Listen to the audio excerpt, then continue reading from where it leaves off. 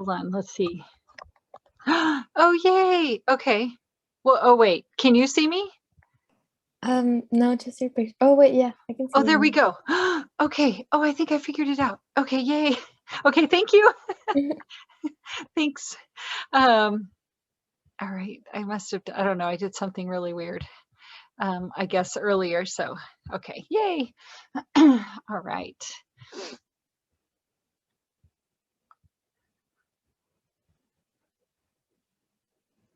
Let's see.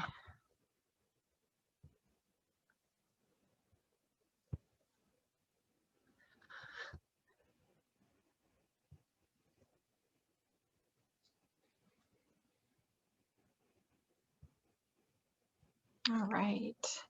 I hope you all had a good spring break. Looking over the exams, everybody did really well on the tests, which is good. If anyone has any questions or comments or concerns about any of that, please let me know.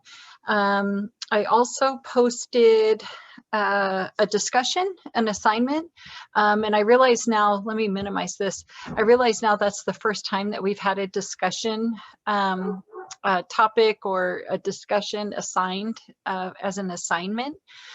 So just to let you know how you can find that is over here on this left-hand menu under discussion board. If you click on it, you'll see something similar to this right here, our class chat room, which of course is always open for anybody to ask questions, comments, get to know each other, whatever. And then here, this young adults in health. This is the next, or this is our assignment. This is our discussion question. So it says, considering the social and cognitive development of the teenager, and emerging adult. Oh, shoot. Okay, well, this will be due later. We'll have to get through emerging adult, which is the next chapter. What do you think society can do to reduce underage drinking, drug abuse, vaping, guarding their health with COVID or sexual encounters? Pick a topic that you think is most important, that you can identify with, or that you think is really important right now. And what would you tell a young adult in your life to get them to try and protect themselves or take their health into consideration? So this will be open.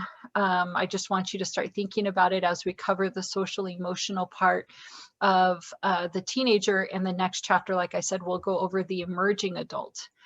How you can comment on this is you just click on young adults, and then you'll create a thread. Okay, you won't see this stuff here, this grade discussion, that wouldn't be for you, but you just click on create a thread, and then you can subject and message it. Okay, if you have, or type in here would be your comment. Okay, doesn't have to be anything crazy. I don't need a novel, right?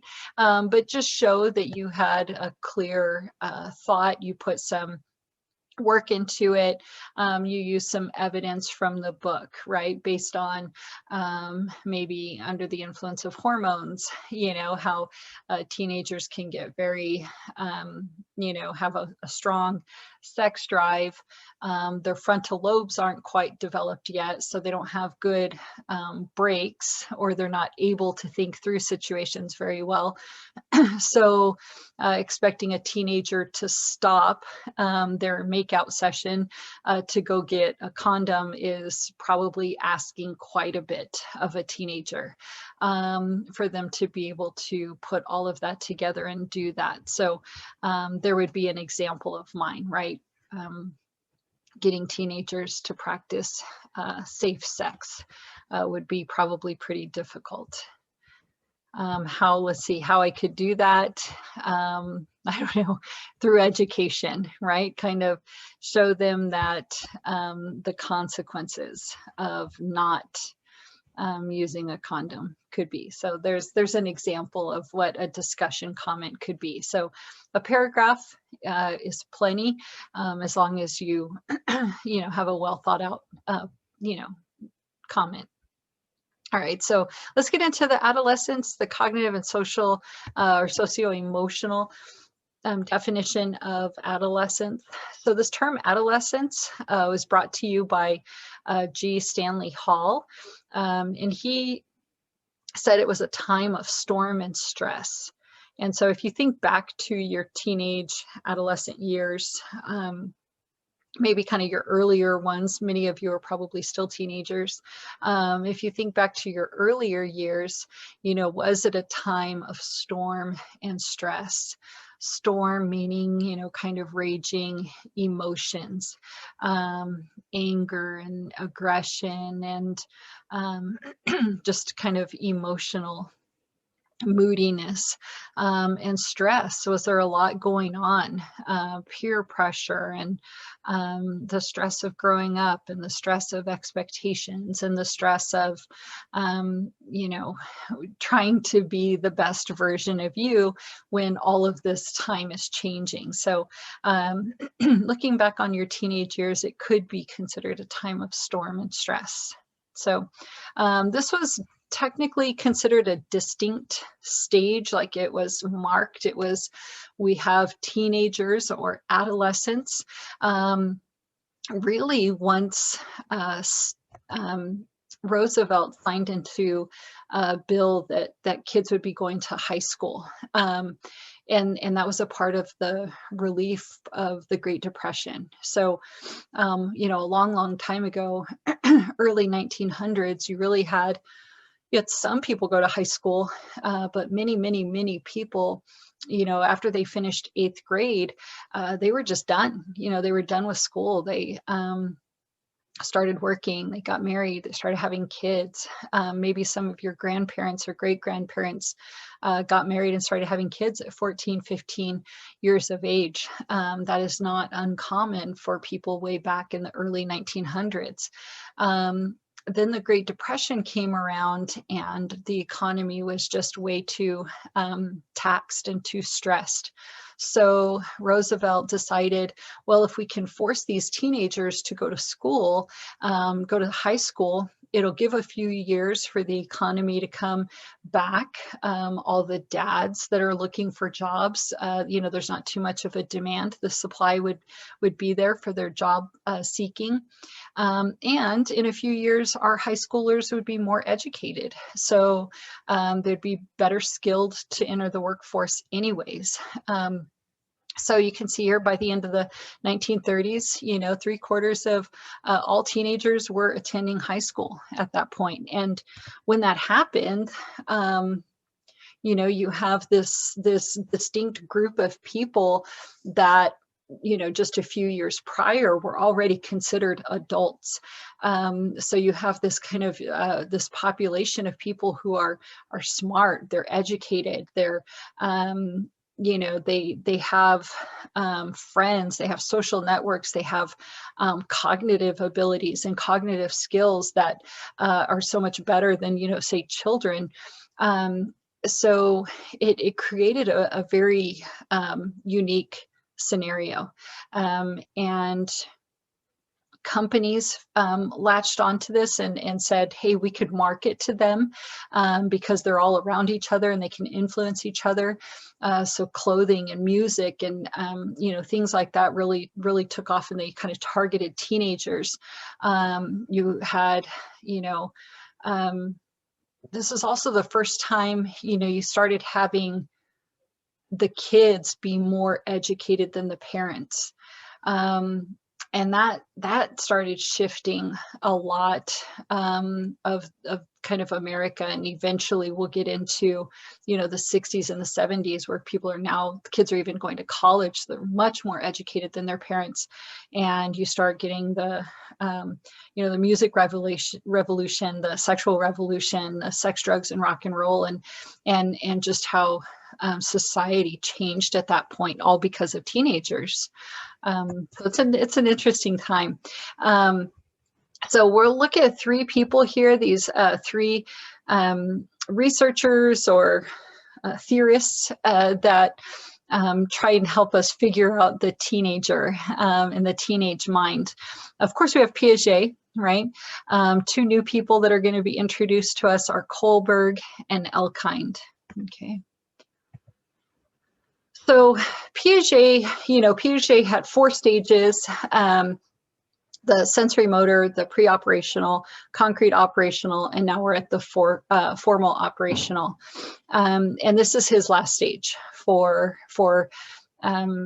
his cognitive development. He says that at this point, pretty much, not too much is going to change. Obviously, new knowledge will be integrated throughout the rest of the person's life, but their ability to think and reason and logic at this point is really done, right? Like there's not going to be further developments in that sense. He says that by about age 12, you really have a person that is thinking like an adult. Obviously, if you have a 12-year-old or a 12-year-old, you're like, yeah, they don't think anything like an adult.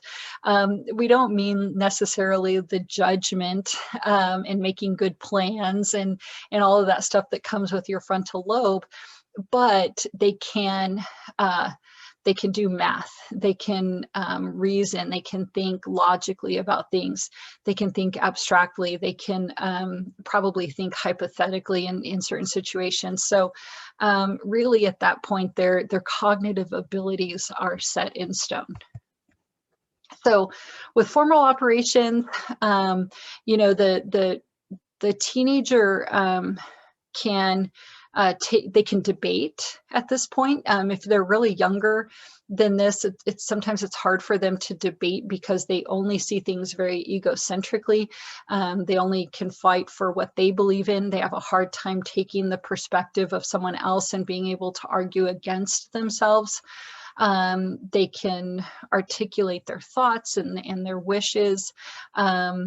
They start to see things as fair and unfair, and not in the sense of like a little kid who thinks that it's unfair that somebody else got a toy. We're thinking more along the lines of what is just and what is not just. And teenagers, since they can now think logically, they start to question the logic of others. And they really start to see flaws in logic. If a teacher is telling a student one thing, but then telling a student another thing, they see that is not just, and that logic doesn't hold up. Teenagers will start to challenge teachers. They'll start to challenge their parents. Why do you let my brother go out, but you don't let me go out just because I'm a girl, right? Where's the logic in that? And a lot of times adults look at teenagers and say things like, oh, they're standing up to me, they're questioning me, they're not being respectful of the older generation.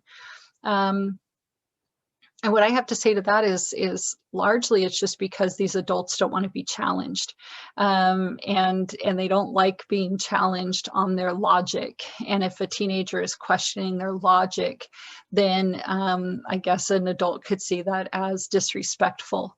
But I guess I just ask of you to see that it's not. It's what any adult is going to do. If you're in the workplace as an adult and your boss is giving your male counterpart more, freedom, and because you're a female, that's just the way it is.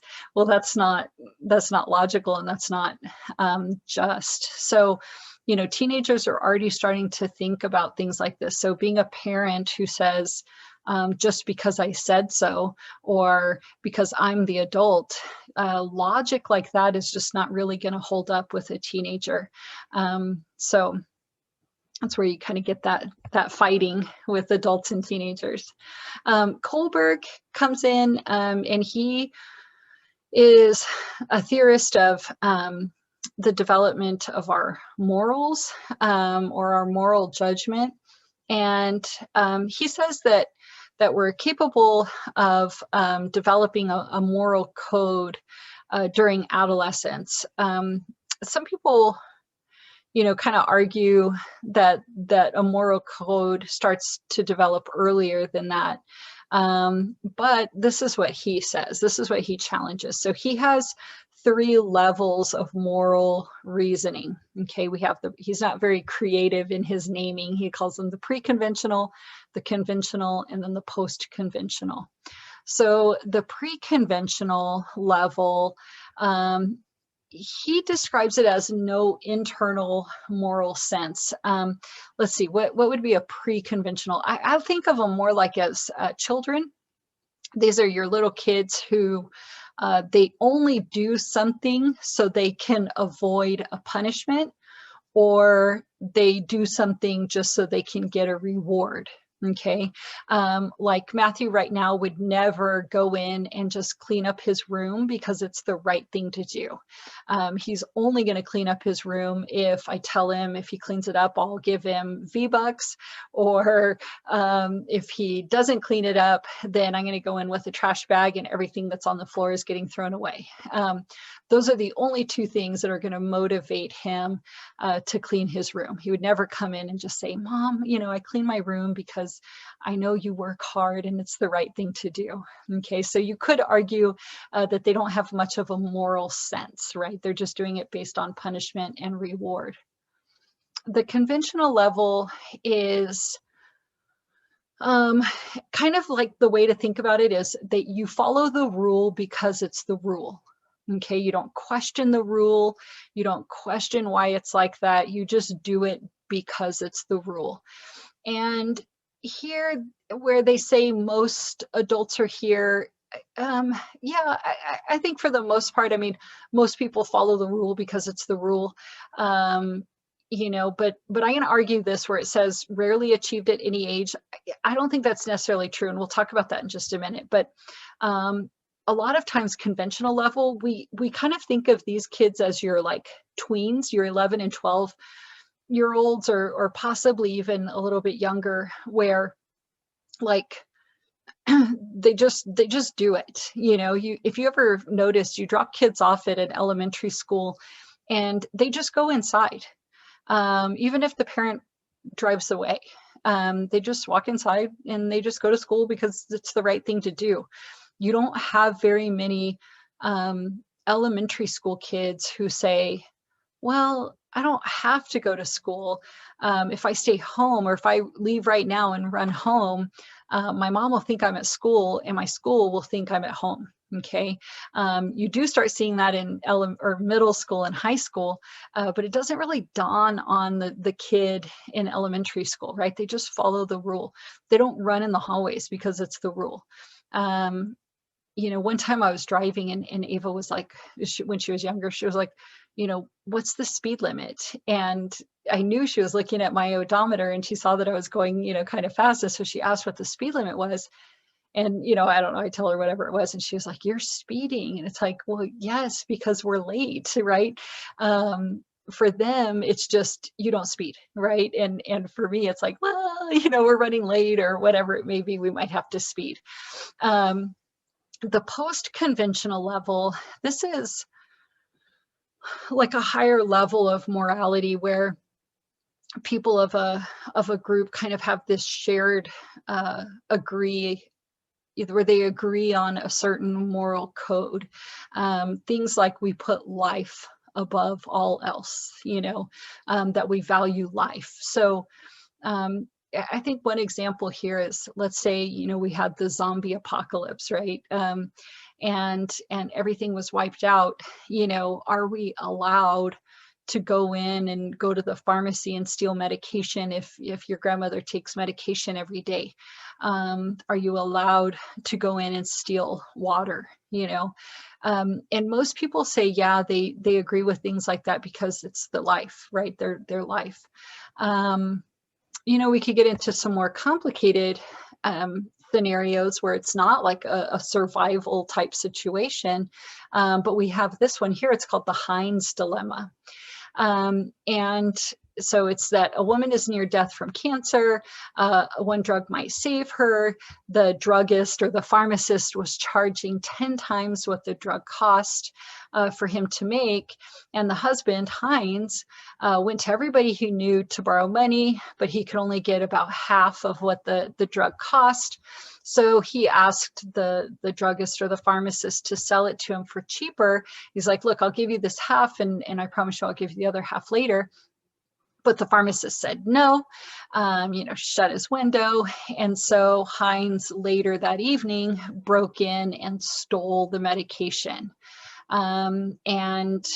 Should Heinz have done that, and why? So, a very pre-conventional, go back. I thought it gave us some options here. A pre-conventional response is, no, he'll get in trouble, right? He might go to jail.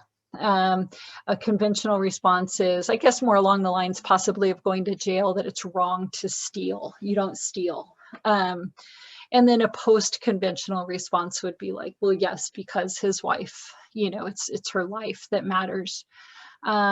So that's an example. You can kind of play with that, quiz your family and so on. There's a good movie, I think it's called John Q, with Denzel Washington, that kind of plays out that Heinz dilemma, right? Where Denzel Washington is holding up a hospital so that and forcing them to do save his son, and forcing them, I think, to do surgery on his son. So same scenario. Now we get into Elkind. Elkind takes the idea of egocentrism and applies it to the teenager. So we know little kids have egocentrism, but that's just because their brains, their cognitive abilities don't allow them to take the perspective of someone else, right? They still need to develop theory of mind. They still need to have a lot of growth and experience to influence that way of thinking. This type of egocentrism is brought to you from a teenage brain that understands logic and reasoning, understands other people's thought processes, understands their own thought process. And so from that, because they start to become aware of the mistakes and flaws and errors that other people make, then they start to assume that other people must be overly aware of their own flaws and mistakes and errors. So they know that they're thinking about other people, so therefore those other people must be thinking about me. Okay, so they really kind of become hypersensitive. They think that everybody is thinking about them. They think that everybody is going to notice everything that they do. And it can make them kind of moody, right? So two of these things here are called the imaginary audience. This is where the teenager feels that everybody is watching them, everybody's looking at them, everybody is judging them, okay? Thinking back to your middle school and high school years, is this kind of true? Yeah, teens focus on other people, they talk about other people, they kind of judge other people. But I do think in our heads that it's a little bit overinflated. We overestimate what everybody's thinking about us and talking about us. So that imaginary audience. The next thing that's interesting about adolescence is the personal fable. So moms always told them that they are unique and special. And so teenagers grow up thinking they're unique and special. And the damage that can do is that they are so unique and special that nothing bad will happen to them. Everybody else gets pregnant. Everybody else gets in a car accident. Everybody else becomes addicted to drugs. They don't think that those bad things could happen to them. And so that personal fable is something that we really want to watch. out for with our teenagers. And this is certainly a main factor that can lead to risky behaviors, right? So a big hint right now for that discussion topic, right? Kids, underage drinking and driving and doing things like that because of the personal fable. They don't think it's going to happen to them. So let's see, are they really socially sensitive? Yes, they are.